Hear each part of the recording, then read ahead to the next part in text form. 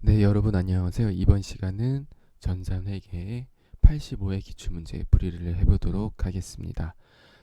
항상 기출문제 풀이를 할 때는요, 제가 이론 같은 경우는 이거는 몰라도 된다라고 설명을 드려요. 왜 그러냐면 우리는 점수가 70점만 넘으면 합격이기 때문에 좀 어려운 것들은 그냥 패스하셔도 되거든요. 그래서 이론에는 보통 5문제, 실기에도 한 조금씩 틀려서 70점 이상만 맞춘다면 생각을 하고 공부를 하시면 될 것 같아요. 특히 이론 같은 경우는 범위가 너무 광대하다 보니까 여러분들이 전부 다 맞추려고 하지 않으셔도 된다는 거를 강조를 드리고 싶어요. 자, 문제 풀이 해보도록 하겠습니다. 자, 1번. 다음 중 집합 손익 계정에 대한 설명으로 틀린 것은 이에요. 자, 집합 손익 계정이 뭘까요?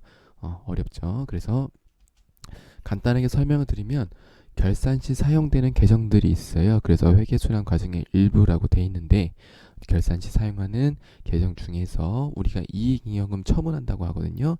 제손이 돼 있죠, 그렇죠? 제조원가 명세서, 손익계산서, 이익잉여금 처분계산서, 그리고 대조표, 재무상태표. 얘네들로 갈 때 이익잉여금 처분 계산서에서 처분을 하는 거예요. 처분하는 액션을 집합손익계정. 그 처분할 때 집합 손익 계정들이 나오거든요. 한번 볼까요? 이게 볼 수 있으려나 모르겠네. 자, 그래서 아무거나 한번 들어가 볼까요? 아무거나 들어가 보죠. 네, 그래서 어떻게 되냐면 잠시만요. 제가 합전 한번 볼게요. 잠시만요. 처분이 돼 있네.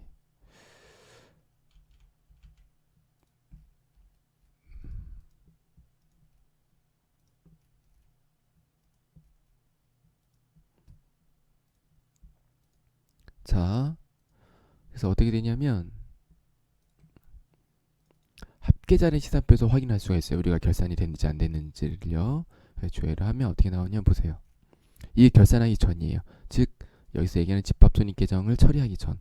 보면 어떻게 되냐면 자, 판매비와 관리비 같은 거 보면 여기 차변의 잔액이 남아 있어요. 수익은 대변의 잔액이 남아 있고 차변 비용은 차변의 잔액 남아 있고 얘도 비용이니까 차변의 잔액이 남아 있어요. 그렇죠? 자, 그래서 얘네들 어떻게 하냐면 수익 계정은 대변에 대체한다. 무슨 얘기냐면 이 차변에 있는 수익 계정들이 대변에 들어오면서 얘네들이 차변으로 가면서 없어지거든요. 그래서 1번 맞는 설명이고 2번도 비용 계정의 잔액을 손익 계정의 차변에 대체한다. 이것도 맞는 설명이에요. 그리고 수익과 비용 계정은 수익 계정에 대체하는 잔액이 0원이 됩니다. 지금은 우리가 집합 손익 계정을 대체 안 한 상태인데 제가 이거를 대체 한번 해볼게요. 어떻게 되는지 기억을 해주세요. 비용은 차변에 남아있고 매출한 거 수익한 거는 대면에 이렇게 남아있다. 그쵸? 얘를 한번 처리를 해보겠습니다. 어떻게 하냐면 이거는 이제 나오진 않아요. 그냥 설명만 들으시면 돼요. 그래서 이인형 처분 계산서를 어떻게 하냐면 전표 추가를 누르시면 돼요. 그럼 추가가 되거든요. 자, 그럼 어떻게 되냐면 합산에 이렇게 돼요. 보세요. 매출 다 없어졌지. 판관비도 여기 있던 거 없어졌죠. 다 대체됐죠. 수익도 마찬가지, 얘도 마찬가지. 그래서 어떻게 되냐면 얘네들의 잔액이 전부 다 0원이 되는 거예요. 그래서 전표를 보면 어떻게 돼 있냐면 전표를 보면 이게 집합손익 계정들이거든요. 얘네들. 그래서 그쵸? 대변으로 대체됐죠. 그리고 얘도 집합손익 계정이 다 차변으로 이렇게 대체가 되고 자, 그리고 보세요. 답은 4번인데 자, 손익 계정의 잔액을 어떻게 하냐면 단기 순이익이 아니라 어디에 대체되냐면 이렇게 대체되는 거예요. 미처분 이익잉여금이나 2월 이익잉여금에 대체가 됩니다. 그래서 답은 4번이 되겠어요. 조금 어렵지만 이런 거는 잘 나오진 않아요. 그래서 틀려도 괜찮은데 그냥 개념을 이해하시고 넘어가시면 될 것 같습니다. 답이 4번이 되겠어요. 자, 2번 유가증권에 대한 설명으로 옳은 것은 유가증권 자주 나왔었죠. 그래서 크게 이렇게 세 가지가 있었어요. 단기매매증권, 매도가는 증권, 만기보유증권. 그래서 단기매매증권은 1년 이내 얘네들을 어떻게 구분한다? 1년 이내로 일단 구분을 하고 그 다음에 취득부대 비용 얘는 비용 처리 얘는 취득원가 가산 그리고 기말에 어떻게 한다? 얘네들은 공정가치로 평가하고 얘는 상각 후 원가로 한다. 그래서 단기매매 증권은 영업의 손익으로 처리하고 매도가는 증권은 중요하다. 물론 기타 불가손익 얘는 뭐다? 자본이었죠. 자본으로 처리를 하고 만기보유 증권은 상각 후 원가로 대체한다. 그래서 만기 보유 증권 같은 경우는 취득 시에 회계 처리가 이미 다 정해져 있다 라는 거를 기억하시면 되겠어요. 자, 1번 보겠습니다. 단기 매매 증권이 시장성을 상실한 경우에는 매도 가능 증권으로 분류하여야 된다. 그래서 답이 1번이 되고요. 자, 2번. 단기 매매 증권, 매도 가능 증권은 원칙적으로 공정가치를 평가한다. 만기 보유 증권은 뭐로 평가한다? 상각 후 원가. 3번. 단기 매매 증권과 매도 가능 증권의 미실현 보유 이익은 단기 순이익 항목. 자, 단기 매매 증권은 단기 순이익 항목이 맞아요. 왜냐하면 영업의 손익으로 처리하니까 얘가 결국은 단기 순이익으로 가고, 매도 가능 증권은 뭘로 한다? 기타 포괄손익 처리한다. 그래서 매도 가능 증권은 아니고요. 신뢰가 좀 오류가 났네요. 죄송합니다. 자, 4번. 만기가 확정된 채무 증권으로서 상환 금액이 확정되었거나 확정이 가능한 채무 증권을 만기까지 보유할 적극적인 위도와 능력이 있는 경우에는 뭘로 처리한다? 매도 가능 증권이 아니고 만기 보유 증권으로 처리를 합니다. 그래서 답이 1번이 되겠어요. 자주 나오는 거니까 확실히 체크를 하시면 좋겠습니다. 3번. 물가가 지속적으로 상승한 경우에 기초재고 수량과 기말재고 수량이 동일하게 유지된다면 매출 총이익을 가장 높게 평가하는 재가저상 평가 방법은 무엇인가? 그래서 여러분들 외우셔도 돼요. 외우셔도 되는데 개념을 이해하셔도 좋을 것 같습니다. 답은 1번이에요. 선입선출법. 그래서 물가가 상승할 때는 선입선출법이 이익이 높게 나오고, 거꾸로 물가가 하락하는 경우에는 후입선출법이 이익이 높게 나옵니다. 자, 물가가 지속적으로 상승할 때 왜 선입선출법이 이익이 높냐? 자, 2010년에 내가 재고를 100원에 10개를 샀어요. 근데 2018년 됐더니 이 100원을 산 게 원래는 이때는 시가가 150원이었는데 18년대 봤더니 시가가 180원이 됐어. 근데 2010년에 산 거를 2018년에 팔았는데 이게 어떻게 되냐면 10개를 팔았어요. 그러면은 2010년대 팔았으면 어떻게 됐을까? 2010년대 팔았으면 이익이 얼마 남았죠? 10개 팔았는데 50원이니까 500 남았겠죠. 근데 2018년에 팔았더니 얼마 남았어요? 800 남았어. 근데 2010년부터 2018년까지 물가가 이렇게 지속적으로 상승이 됐어요. 그러면 어떻게 되겠어? 당연히 옛날에 싸게 사놓은 재고들이 비싸게 팔렸으니까, 그렇죠? 당연히 이익이 높아지겠죠? 그래서 물가가 지속적으로 상승할 때는 선입선출법이 매출 총이익이 가장 높게 나오고요. 거꾸로 하락했을 경우는 후입선출법이 높게 나온다는 것을 체크하시면 되겠습니다. 반대의 경우는 반대로 생각하시면 되겠죠. 물가가 하락할 때는 선입선출법이 이익이 더 작게 나오고 후입선출법이 높게 나오고, 이런 식으로 확인을 하시면 되겠어요. 4번 갑니다. 자, 다음 자를 이용하여 매출 원가를 계산하면 얼마인가? 그래서 보면 문제에는 상품에 대한 것들이 나왔어요. 그래서 매출 원가는 우리는 상품 매출 원가를 구성이 되겠구나 알 수가 있겠죠. 그래서 매출 원가 항상 어떻게 계산한다? 기초 더하고 단기 더하고 기말 빼시면 돼요. 그쵸? 이 상품이 되면 이렇게 되면 되고, 제품이 되면 제품 이렇게 하시면 되겠습니다. 그래서 자, 보면 기초 상품 재고액 더하기 단기 상품 매입액 빼기 기말 상품 재고액 하면 돼요. 자, 기초 상품 재고액 문제에 나와 있네요. 기말도 나와 있다. 그럼 우리가 구해야 될 거는 단기 상품 매입액인데, 자, 단기 상품 매입액 볼게요. 어떻게 되냐면, 자, 단기 매입한 거 150만원에다가 부대 비용 들어가죠. 자, 부대 비용인데, 자, 가산이 되는 거와 없어지는 거를 확인하시면 돼요. 자, 운반비는 취득원가에 포함된다 해서 얘는 플러스. 그 다음에 매입 할인과 매입 환출 및 에둘리는 내가 구매 과정에서 어떻게 되는 거예요? 싸게 산 거죠. 그래서 얘네들은 마이너스를 해주시면 돼요. 그래서 단기 매입액에 150만 원에 얘 더해주고 얘네들 빼주니까 140 나왔어요. 그럼 이제 계산 다 했죠? 기초상품 재고액 50이고 얘 40만 원이니까 얘는 140이고 계산해 주시면 되겠다. 그래서 한번 해볼까요?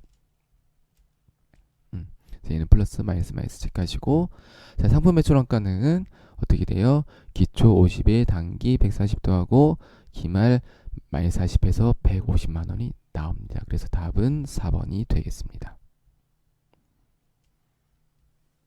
5번 가겠습니다. 무형자산에 해당하는 계정가액은 몇 개인가? 그래서 크게 어렵진 않죠. 뭐가 있어요? 상표권에 해당되고 기계장치는 그래서 무형자산 잠깐 설명을 해보겠습니다. 여기 제가 이거 넣는 거 깜빡했네요. 무형자산은 물리적 형체가 없는 비화폐성 자산. 그래서 인식요건은 크게 세 가지가 있었다. 이거 전부 다 만족해야 된다. 종류는 크게 이런 것들이 있었습니다. 그래서 볼까요? 첫 번째 상표권은 무형자산에 해당되고, 그래서 개발비는 뭐 이런 것들이 있었던 거를 체크하시면 되겠고, 자 상표권은 해당이 되고 그쵸? 그 다음에 기기장치에 해당 안 되고 토지에 해당 안 되고 둘 다 유형재산이 되겠고요. 저작권 해당되고 개발비에 해당되고 광어권 해당이 된다. 그래서 답은 2번의 4개가 되겠습니다. 그리고 무형자산에서 두 번째로 자주 나오는 게 뭐냐면 요거예요. 개발비. 그래서 개발비는 지문으로 많이 나오죠. 체크하시면 되겠어요. 연구 단계는 비용 처리, 개발 단계는 자산득, 즉 요걸로 처리한 얘기고, 그 다음에 보호할 때는 어떻게 한다? 비용 처리를 한다는 것을 기억하시면 되겠습니다. 6번 갑니다.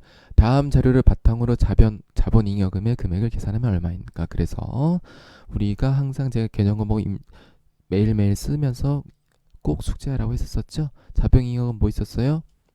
대표적으로 이렇게 3개가 있었습니다. 물론 이거 말고도 더 있지만 주식 발행 초과금보다 주식의 액면금을 초과 발행할 때 감자차익은 감자를 할 때 발생되는 이익, 자기 주식 처분 이익은 자기 주식을 처분했을 때 발생되는 이익. 그래서 뭐예요? 자본잉여금의 뜻이 뭐다? 얘네들 다 뭐예요? 주식은 뭐다? 회사의 자본이다. 그래서 자본 거래에서 어떻게 한다? 발생하는 잉여금, 즉 플러스 금액이에요. 그쵸? 그래서 중요한 건 뭐다? 자본 거래인 거예요. 그거를 확인하시면 되겠어요. 그 감자차익은 자본 거래할 때 발생하는 거다. 그렇죠? 이익준비금 뭐다? 이익잉여금 처분할 때, 즉 얘는 이익잉여금이고 얘도 이익잉여금. 그리고 주식 발행 초과금 맞고요. 자기 주식 처분 이익 맞죠? 감자 차손이니까 얘는 뭐다? 자본 조정이다. 그래서 얘도 아니다. 자기 주식 처분 순실도 보다 자본 조정. 주식 할인 발행 차감도 자본 조정. 그래서 얘들의 3개의 합계를 더해주시면 되겠어요. 그래서 해당되는 건 이렇게 3개고 얘네 3개 합계를 더하시면 110만 원이 나오죠. 60에 50 더하니까 110. 그쵸? 네, 이렇게 정리를 해주시면 좋겠습니다. 7번 다음 사항을 적절히 반영한다면 수정 후 당기순이익은 얼마인가? 다음 사항이 반영되기 전에 당기순이익은 70만 원이라고 가정한다. 그래서 70만 원에서 출발을 할 건데요. 자, 여러분 볼게요. 아이고, 잠시만요. 거꾸로 됐네.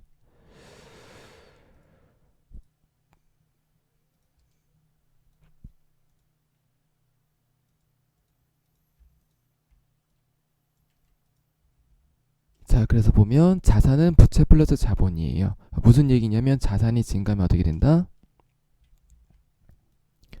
부채가 증가하거나 자본이 증가해야 돼요. 그쵸? 거꾸로 자산이 감소하면 부채가 감소하거나 자본이 감소한다. 자, 이 원리를 가지고 우리가 이 문제를 풀어볼 거예요. 자, 선급보험료보다 얘 선급비용이죠. 그럼 뭐예요? 자산. 선수임대료는 뭐다 거꾸로 그러면? 부채. 미수이자 뭐예요? 미수이니까 부채가 되겠죠. 그쵸? 아이고, 자산이 되겠죠. 자, 그래서 보겠습니다. 자, 선급보험료가 과소계상됐다. 과소계상됐으니까 뭐예요? 자산이 증가한다는 얘기죠. 얘 과소계상했으니까 엎어서 넣어줘야 되잖아요. 그쵸? 그러니까 자산이 증가해야 되죠. 자산이 증가한다는 얘기는 뭐예요? 자산이 증가하면 부채나 자본이 증가해야 되는데 지금 자산이 증가하면 뭐가 증가할까? 아무 문제 얘기도 없죠. 그러면 자본이 증가해야 돼요. 그래서 당기순이익이 증가하는 거예요. 그래서 얘는 당기순이익의 플러스 요인이 되는 거고. 자, 선수임대료가 10만 원이 과장되게 계승됐으니까 뭐예요? 부채를 줄여야 되죠. 부채를 줄여야 되니까 얘 줄이면 어떻게 돼야 돼요? 당기순이익이 늘어나야 된다. 그쵸? 그래서 얘도 마찬가지로 당기순이익의 플러스 요인이 되겠고요. 자, 미수이자가 과대계산됐다는 얘기는 뭐예요? 자산을 죽여야 된다는 얘기예요. 그래서 자산을 죽이기 때문에 얘가 자산이 감소하게 되면 자본, 당기순이익도 감소를 합니다. 이렇게 푸시는 거예요. 이런 문제들은요. 이렇게 자산은 부채꼴에서 잡아놓고 서로 조정하면서 그래서 70만 원에서 자산 증가했으니까 10만 원 플러스 부채 감소했으니까 10만 원 플러스 그 다음에 10만 원 마이너스 하면은 어떻게 돼요? 얘 네팅 되니까 10만 원만 증가되겠다. 그래서 당기순이익은 70만 원에 10만 원 더해서 얼마가 돼요? 80만 원이 되겠습니다. 자, 8번 외상매출금 기말잔액 3천만 원에 대해서 1%의 대손 충당금 설정하려고 한다. 기초 대손 충당금이 20만 원이 있으며 단기 중 15만 원을 대손 처리하였다. 보충법에 의해서 기말 대손 충당금 설정 분계로 올바른 것은 그래서 보면 자, 외상매출금이 3천만 원이 있었었고요. 대손 충당금은 어떻게 되냐면 20만 원이 있었는데 15만 원 썼으니까 5만 원이 남았겠죠. 자, 얘를 가지고 우리가 대손을 쌓아볼 거예요. 자, 1%의 대손을 쌓으면 되기 때문에 3천만 원에 1% 곱하면은 대손 충당금 대상은 30만 원인데 자, 잔액이 5만 원이 있으니까 그쵸? 어떻게 돼요? 30만 원에서 5만 원 있으니까 5만 원 빼고 보충법이니까 5만 원 빼서 25만 원만 늘려주면 되겠다. 그래서 이 대손 충당금 5만 원은 기초에서 단기 대손을 빼서 나온 것이고 이렇게 문제를 풀이하시면 되겠어요. 그래서 우리가 분기를 넣어야 될 건 얼마? 25만 원 되겠습니다. 그래서 어떻게 넣어요? 차변에 대손상각비 25만 원, 대변에 대손 충당금 25만 원을 넣어주시면 되겠습니다. 9번 갑니다. 원가에 관한 설명으로 틀린 것은 자, 1번 재료 원가는 기초 원재료 재고과 단기 원재료 매입액의 합계에서 기말을 뺀다. 그쵸? 그래서 기초랑 단기는 항상 더하고 기말은 뺀다. 자, 2번 단기 총 제조 원가는 직접 재료 원가, 직접 노무 원가, 제조 간접 원가를 합한 금액이다. 그래서 원재료비, 노무비, 경비를 더하면 단기 총 제조 원가가 되겠고요. 3번 직접 노무 원가와 제조 간접 원가의 합계액을 가공 원가라고 합니다. 맞습니다. 자, 4번 판매 활동 이외의 제조 활동과 관리 활동에서 발생하는 원가를 뭐라 그런다? 비제조 원가가 아니라 보다 제조 원가라고 하겠죠. 그쵸? 그래서 답은 4번이 되겠습니다. 자, 10번 다음 중 보조 부문 원가에 관한 자료이다. 보조 부문의 제조 원가를 다른 보조 부문에는 배부하지 않고 제조 부분에만 직접 배부할 경우 그쵸. 얘를 보조 부문을 여기에 바로 다이렉트로 배부하는데 이 경우 수선 부분에서 절삭 부분으로 배부될 제조 간접비는 얼마인가? 보겠습니다. 자, 제조 부분에만 배부를 하기 때문에 얘네들은 다 어떻게 한다? 무시하란 얘기예요. 다른 보조 부분에 배부하지 않고니까 제조 부분에만 배부하니까. 그래서 보면은 자, 수선 부분은 어떻게 하냐면 여기죠. 얘네들의 배부인데 어떻게 한다? 30과 20을 가지고 배부한다는 얘기가 얘는 배부 안 하니까. 그래서 보면은 어떻게 한다? 비율 어떻게 구해요? 조립과 절삭의 50%에서 절삭 부분만 해당되니까 20% 하면은 0.4가 나오거든요. 그래서 이 0.4만큼만 배부하라는 얘기예요. 어디서? 수선 부문에서. 그러면 답은 금방 나왔죠? 8만 원에서 0.4 곱하면 32,000원이 나오겠습니다. 그래서 답은 4번이 되겠어요. 그래서 문제를 잘 읽으셔야 돼요.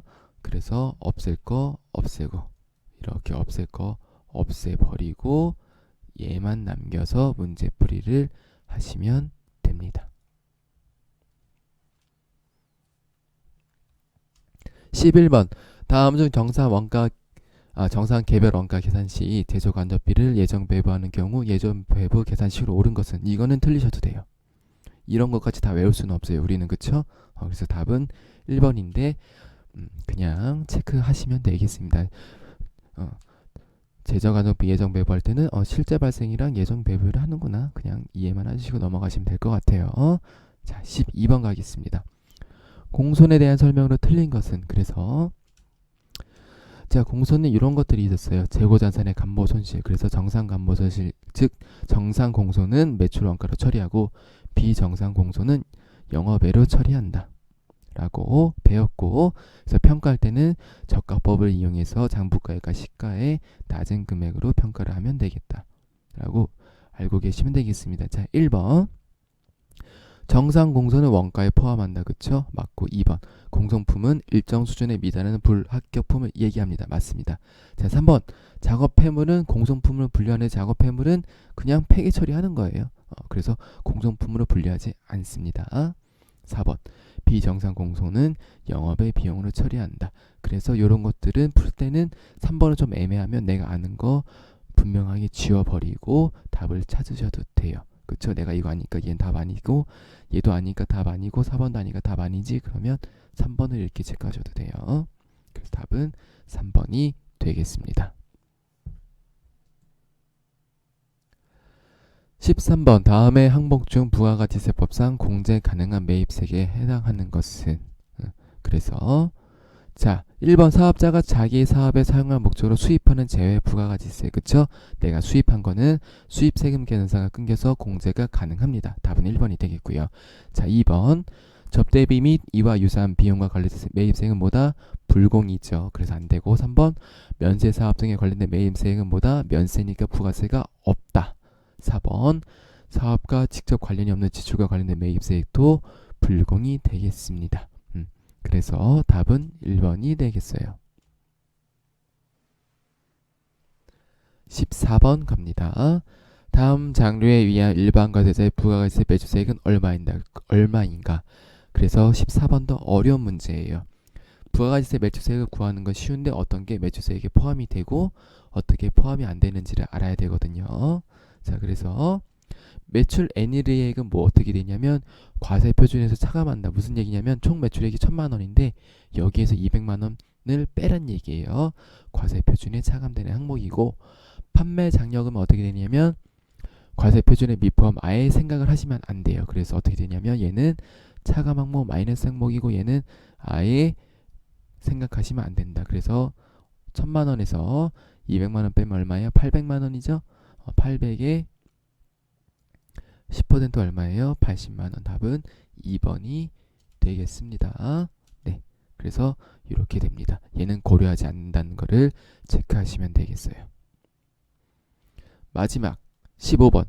부가가치세 특징에 해당되지 않는 것은 자주 나와요. 요거는 틀리시면 안 돼요. 자, 1번. 부가가치세의 담세자는 최종 소비자이며 납세 위분자는 부가가치세가 과세되는 재화 또는 용역을 공급하는 사업자이다. 1번 맞습니다. 그래서 최종 소비자가 부가가치세를 담보하게 되고요. 담세하게 되고 자 2번 각 납세자의 담세력을 고려하지 않는 물세이다. 그렇죠. 일괄적으로 몇 퍼센트? 10%. 내가 과자를 사는데 부자가 과자를 사도 1,000원을 내고 가난한 사람이 과자를 사도 1,000원을 내죠. 그래서 담세력을 고려하지 않는 물세이다. 맞습니다. 그래서 얘네들을 뭐라고 하냐면 간접세라고 합니다. 3번 우리나라의 부가가치세법은 뭐다? 전 단계 거래 공제법이 아니다. 뭐다? 전 단계의 세액 공제법이에요. 답이 3번이 됩니다. 자주 나오는 지문이죠. 외우셔야 돼요. 4번 부가가치세법은 소비지급 과세 원칙을 채택하고 있다. 그래서 뭐가 되냐면 수출 등의 영세율의 근거가 되고 있습니다. 답은 3번이 되겠습니다. 잠깐 쉬었다가 바로 실기 문제로 넘어가 보도록 하겠습니다.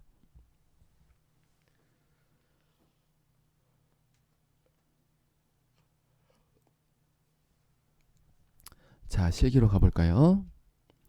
자, 1번 영업부 휴게실에서 사용할 음료 등이 구입이 빈번하게 발생해서 복리후생비 계정에 적용을 기입하고자 합니다. 다음의 내용을 각각 작성하시오. 그래서 영업부니까 복리후생비가 판관비가 되겠죠. 그쵸? 그래서 계정과목 및 적용 등록하셔서 판매비와 관리비 여기 요거 누르시면 바로 갈 수 있어요. 그래서 복리후생비를 선택하시면 되겠어요. 여기 누르시면 이렇게 나오는데 자 현금 적용 9번을 여기다가 입력을 하시면 되겠고 대체 적용에도 3번 눌러서 이렇게 체크를 빈칸에 하시면 되겠습니다. 어렵진 않죠? 네, 이렇게 체크하고 바로 넘어가 볼게요.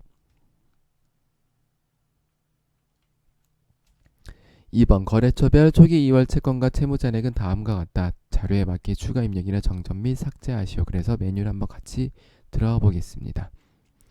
자, 거래처별 초기 2월 들어가셨어. 자, 외상매출금 들어가시면 여기 있는 뭐다? 얘네들을 문제에 맞게끔 수정을 해주시면 되겠고요. 자, 마찬가지로 외상매입금도 들어가셔서 문제에 맞게끔 얘네들을 수정하시면 되겠습니다. 어려운 거 아니니까 바로 넘어가 볼게요. 3번 정기분 재무제표에 다음과 같은 오류가 발견이 되었다. 이를 올바르게 수정하고 관련되는 재무제표를 모두 수정하지요. 그래서 영업부의 관건선전비 300만 원이 누락되었다. 그래서 손익계산서의 판매비와 관리비를 수정하시면 되겠다라고 체크를 하실 수가 있겠죠. 그래서 우리의 결산 과정 뭐냐면 재손이대예요. 그렇죠? 재정가명세서, 손익계산서, 이익잉여 처분계산서, 마지막으로 재무상태표 즉 대차대조표를 바꿔주시면 되겠습니다. 자, 그런데 손익계산서의 판매비와 관리비가 수정이 되었기 때문에 얘는 할 필요가 있다 없다? 없다. 그래서 우리는 손익계산서, 이익경험 처분계산서 그리고 재무상태표를 수정을 해보겠습니다. 그래서 순서를 외우기보다는 회계손해의 원리를 터득해서 풀면 더 좋겠습니다. 자, 300만 원이었죠? 그래서 자, 전기분 손익계산서 가서 요거를 추가하시면 돼요. 광고 선전비 추가하면 어떻게 되냐면 바뀌는 게 있어요. 뭐가 있냐면 판관비가 바뀌고 법인 세차감사 순이익이 바뀌고 당기순이익이 바뀌어요. 그래서 이 당기순이익을 바뀐 거를 메모를 해두셨다가 얘를 어떻게 한다? 어디 가서 손익계산서 했으니까 어디가 그 다음에 이익이익금 처분계산서 가서요. 여기 당기순이익을 바꿔주시면 되겠어요. 요거 바꾸면 어떻게 된다? 미처분 이익금의 합계가 이렇게 바뀌는 걸 확인할 수가 있어요. 그래서 얘를 어떻게 한다? 얘를 어디로 간다? 재무상태표 가서 2월 이익이익금을 수정하시면 돼요. 수정하면 지금 수정을 안 한 상태거든요. 얘를 수정하면 어떻게 되냐? 대차차익이 0원이 되는 걸로 확인할 수가 있겠어요. 그래서 대차차익은 항상 0원이 되는 걸 확인하셔야 됩니다. 그래서 이익이익금을 5,553만 원으로 바꿔주시면 되겠습니다. 그래서 손익계산서, 이익이익금 처분계산서, 재무상태표에 있는 금액들을 다 바꿔주시면 되겠습니다. 자, 문제 2번 일반점포 입력으로 가보겠습니다. 7월 7일 창고에서 화재가 발생해서 보관해 있던 제품을 소실되었다. 당사는 보험에 가입되어 있지 않다라고 되어 있습니다. 자, 일단 제품이 정상적으로 된 게 아니기 때문에 얘는 뭐다? 저교파를 써서 빼야 되는 건 알겠어요. 그쵸? 자, 그러면 대변에 제품 넣고 저교파를 넣으면 되는데 차변에 뭘 넣어야 될까 애매하죠. 계정 과목을 제가 소개를 해드릴게요. 자, 이럴 때는 계정 과목을 뭘 쓰냐면 재손실이라는 계정 과목을 씁니다. 그래서 얘는 영업외예요. 화재는 무조건 영업외 비용으로 처리하기 때문에 영업외에 있는 재손실 쓰시면 되겠어요. 그래서 자, 요거 계정 과목 잘 모를 때는 어떻게 하냐면 프로그램 들어가셔서 계정 과목 찾으셔야 돼요. 그래서 얘는 영업외 비용이니까 영업외에서 찾으시면 되겠어요. 아니면 뭐 화재를 입력했는데 안 나왔다. 그러면 뭐 손실이 났으니까 손실을 입력한다. 그래서 손실 입력하시면 재손실이 있거든요. 그래서 찾으셔서 적당한 계정 과목을 넣으셔도 되고 이럴 때는 재손실을 쓰는구나라고 해서 계정 과목을 쓰셔도 문제는 되진 않습니다. 그래서 이렇게 요령을 알려드리는 겁니다. 요 요령을 터득하셔서 적재적소에 사용하시면 되겠습니다. 자, 2번 회사는 임직원의 퇴직금에 대해서 확정 기형을 넣고 있대요. 그래서 7월분 퇴직연금을 보통 예금에서 이체해서 납부해야 했다. 그래서 제조는 676만원, 판관도 676만원이 있다라는 거를 체크를 하시면 되겠어요. 자, 해보겠습니다. 7월 9일 확정 기형을 바로 어떻게 하죠? 납부하는 순간에 바로 차변의 비용 대변에 보통 예금 나가시면 되겠어요. 그래서 자, 대변 일단 보통 예금 1352만원 나갔고 차변에 어떻게 한다? 제조와 비제조인 거를 각각 구분하시면 되겠습니다. 그래서 퇴직급여제 676만원 똑같이 퇴직급여판 676만원 넣어주시면 되겠습니다. 다음 3번 8월 1일 형태의 외상매출금 중에서 300만원 현금으로 받고 잔액은 어음으로 받았다. 그래서 해보겠습니다. 차변에 뭐예요? 외상매출금 죄송합니다. 받은 거죠? 대변에 외상매출금 받았고 자, 차변에 뭘로 받았어요? 현금으로 300 받고 나머지는 받으러 온 형태 거에 얼마? 1000만원 해주시면 되겠죠? 4번 가겠습니다. 자, 챔프에 수출을 했대요. 그래서 이 수출한 거를 회수했대요. 그래서 원화로 환산돼서 보통 예금 계좌에 입금하였다라고 되어 있습니다. 선적일자 9월 10일이니까 자 9월 10일 날 회계 처리가 이렇게 됐을 거예요. 외생 매출금 3,600. 그래서 선적일의 환율로 매출을 인식하니까요. 그쵸? 그리고 그래서 이렇게 계산이 되고요. 대변에는 제품 매출이 3,600이 나왔는데 얘를 어떻게 한다? 9월 22일에 보통 예금 계좌로 입금이 되었대요. 자, 보겠습니다. 그래서 어떻게 치냐면 자, 발생했던 외생 매출 일단 먼저 죽여줘요. 죽여주고 보통 예금 계좌로 얼마? 3만 달러에 1250만 원. 1250원이니까 3750만 원이 되겠죠. 그래서 얘는 어떻게 계산됐다? 3만 원에 1250원을 곱해서요. 이 차액은 뭐다? 내가 3만 달러를 1200원에 인식했는데 실제로 들어온 돈이 얼마야? 1250원이야. 그러면 50원만큼 이득이죠. 그쵸? 50원에 3만 달러만큼 이득이다. 그래서 대변에는 외환 차익이 150만 원이 발생되기 때문에 이렇게 입력해 주시면 되겠습니다. 요거는 자주 나오는 문제인데 약간 꼬아서 낸 문제예요. 그래서 체크를 반드시 하시고 넘어가시면 좋겠어요. 자, 5번. 한국통상의 주식을 취득하였대요. 대금은 보통 예금으로 이체하였다. 시장성이 있고 단기시세 차익 목적이다. 아이고 문제에서 너무 친절하게 알려줬어요. 그쵸? 그래서 얘는 뭐다? 계정 과목 단기 매매 증권이겠다. 바로 풀어보겠습니다. 요거는 이론에서 설명했으니까 한번 눈으로 보고 넘어가시라고 제가 추가를 해봤어요. 자, 차변에 단기 매매 증권 한국통상 거죠. 그래서 얼마? 300만 원에 취득했으니까 300만 원. 그 다음에 자, 대변에는 보통 예금 300만 원 넣으시면 되겠어요. 그래서 사는 사람 입장에서는 뭐예요? 내가 300만 원 줬기 때문에 취득가 기준으로 하시는 거예요. 그래서 문제 대시된 뭐다? 이 주식 50주 액면가 1,000원은 함정인 거를 확인하시면 되겠어요.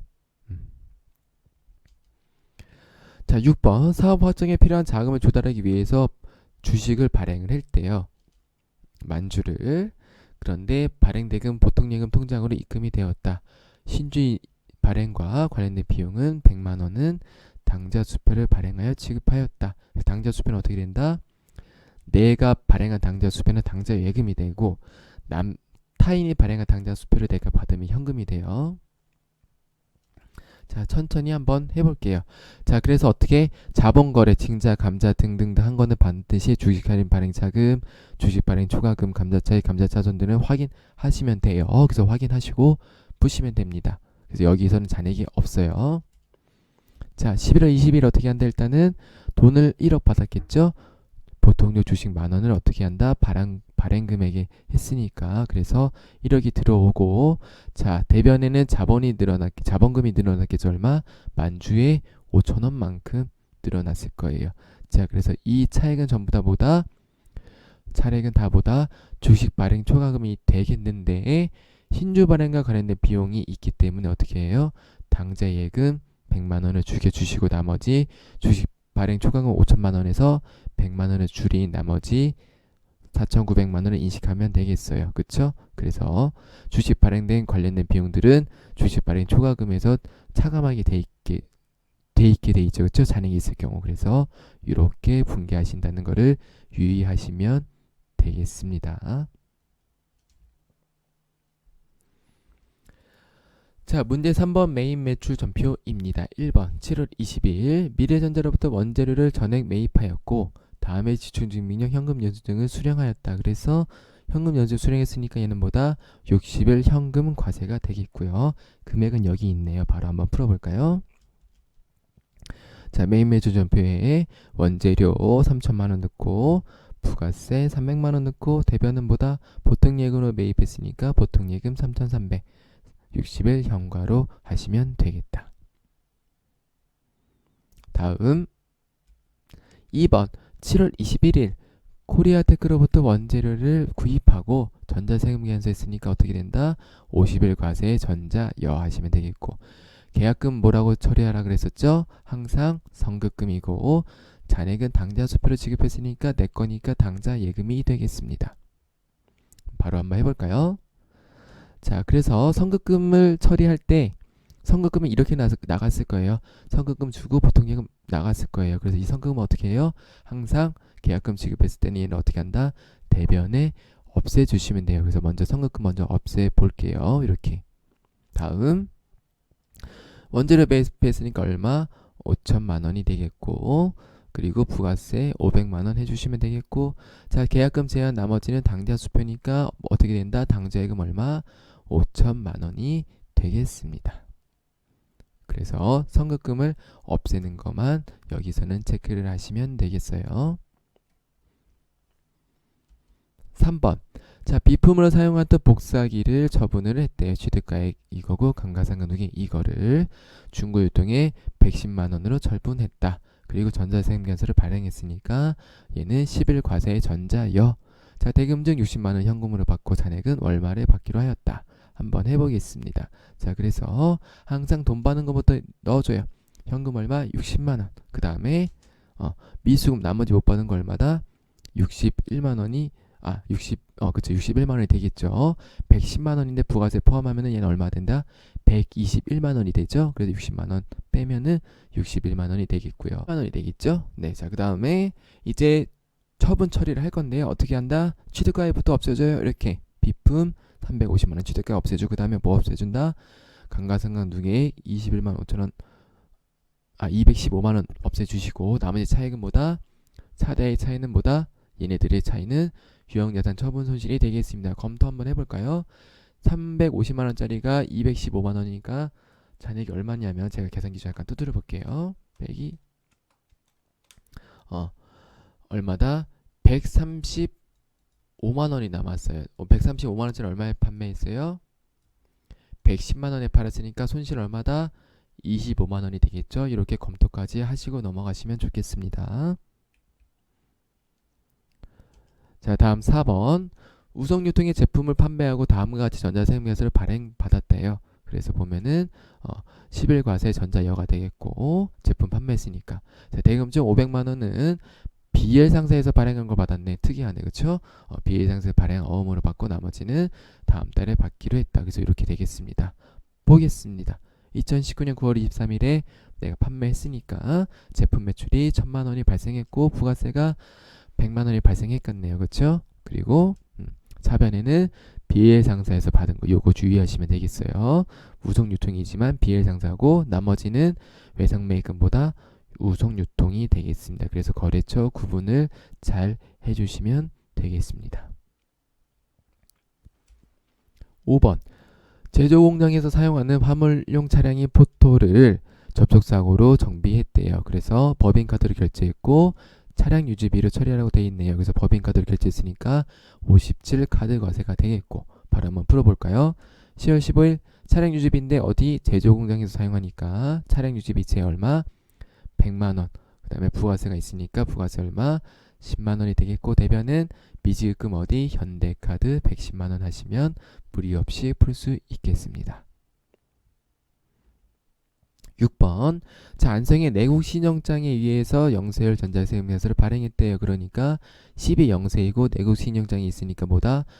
구분을 3번 내국 신용장 구매 확인서에 위하여 공급하는 제하로 넣어주시면 되겠습니다. 어렵진 않죠? 바로 해볼까요?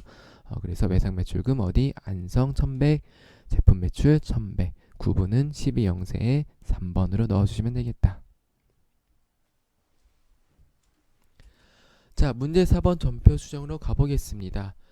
자, 매출처인 반도전자의 부도로 외상매출금 잔액 220만원이 회수 불가능이 돼서 대손 처리를 하였는데 확인 결과 부도 시점에 외상매출금에 대한 대손 충당금 잔액이 950만원이 있던 것으로 확인이 되었다.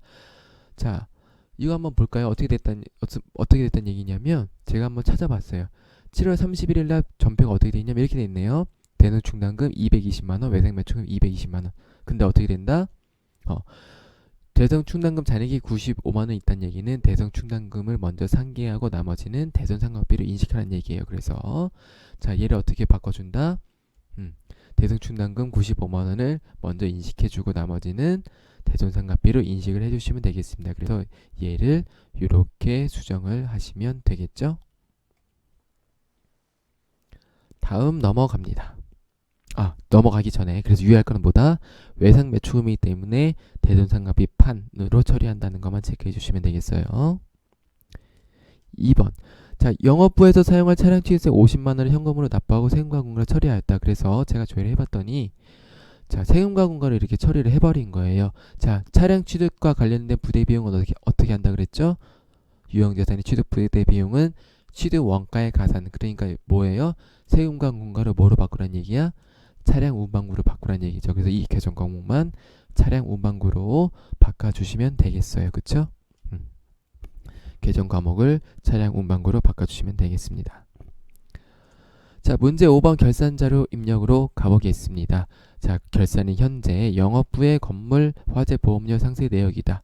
그래서 보험료 판으로 600만 원을 계산이 돼 있는데, 자 볼까요?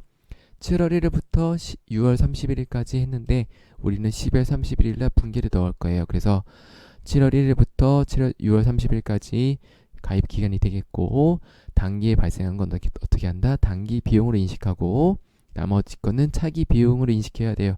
근데 우리는 단기의 비용을 과대 인식했는데 600만 원을. 그쵸? 그래서 보면은 어떻게 돼 있냐면 7월 1일 봤더니 다 전액 보험료를 인식한 거를 확인을 할 수가 있어요. 그래서 어떻게 처리하냐면 보험료를 어떻게 한다? 차변에 있던 거를 죽여줘야겠죠? 그래서 대변에 보험료를 죽여주고 나머지는 선급 비용으로 인식해 주시면 되겠습니다. 그래서 선급 비용은 600만 원에 6개월이니까 300만 원으로 나오는 거를 확인할 수가 있겠어요.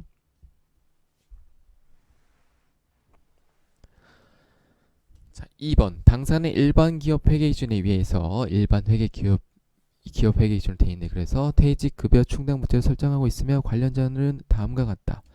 자, 요거 보시 중요한 게 뭐냐면, 자, 기말에 내가 퇴직금액으로 인식해야 되는 금액들이 여기 나와 있는 거예요. 2200, 1900. 내가 기말에 인식해야 될 금액이 이렇게 있는 거야. 자, 그런데 기준이 어떻게 회계 처리했어? 이렇게 회계 처리했단 얘기예요. 그래서 2천만 원에서 800만 원이니까 쓴 거 800만 원이니까 얼마 남았다? 1200 남았어. 1200 남았는데 2200 만들어 주니까 1000만 원 추가 넣으면 되겠죠? 똑같이 1700인데 700만 원 썼어. 1000만 원 남았는데 1900 만들어 주란 얘기예요. 그래서 이 차익만큼만 우리가 결산 시 회계 처리를 하면 되겠다. 이 차익만큼만요. 그래서 바로 한번 해볼까요?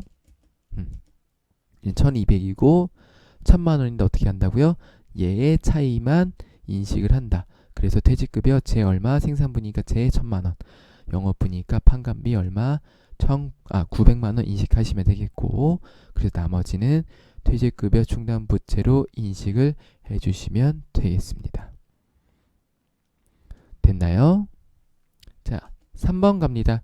결산이 현재 다음과 같이 제조원가에 반영할 감가상각비를 계산하고자 한다. 여러분들, 제조원가에 반영할 감가상각비는 유의할 게 있는 게 뭐로 해야 되냐면 결산자료 입력에서 자동 결산해야 돼요. 왜 그러냐면요, 감가상각비가 제조원가에 반영이 돼서 그 제조원가 계산되는 분계에 넣어줘야 돼. 근데 우리가 제조원가 결산되는 분계를 배우지 않았잖아요. 어렵잖아요. 수동 결산을 하게 되면. 그래서 제조원가에 반영된 감가상각비가 나오면 얘네들은 어떻게 한다? 자동 결산으로 해야 되는데, 자동 결산은 결산자료 입력에 들어가서 자동 전표로 넣어주시면 되겠습니다. 그래서 자, 결산자료 입력 들어가셔서 이 결산 반영 금액의 각각의 금액들을 넣어 주시면은 되겠어요. 그 다음에 전표 추가를 클릭해 주시면 되겠죠. 네. 자, 마지막 실기 조회 문제 가겠습니다. 1번 2019년 상반기 중 접대비가 가장 많이 발생한 월.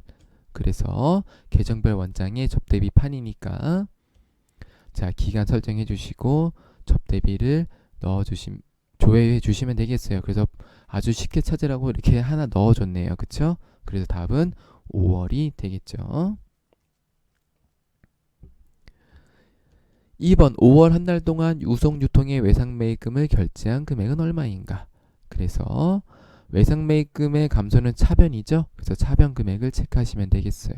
그래서 거래처 원장에 자, 기간 넣으시고 계정 과목 넣으시고 거래처 넣으시면 되겠어요. 그래서 차변에 감소된 거 얼마다? 1875만 3천 원이 되겠네요. 그래서 얘가 답이 되겠습니다. 자, 3번.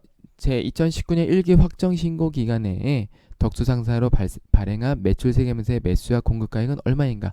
그래서 이거는 어떻게 되냐면 세금계에서 합계표라는 메뉴가 있거든요. 그래서 여기서 거래처별로 다 정리가 돼 있어요. 거래처별로 매수와 공급가액이 정리가 되어 있기 때문에 세금계에서 합계표 들어가셔서 조회기간, 확정신고기간 해주시면 되겠고 매출을 체크해 주시면 되겠어요. 조회하시면은 자, 덕수상사가 여기 있네요. 그래서 몇 매? 8매. 공급가액은 얼마? 3,400만 원이 되겠습니다. 자, 그래서 이렇게 전산회계, 죄송합니다. 이거 다 85회인데, 그쵸? 이거 다 86kg 됐나 보다. 아이고. 그래서 전산회계 제1급 85회 기출문제 풀이는 이렇게 마치도록 하겠습니다. 시청해주신 여러분들 감사합니다.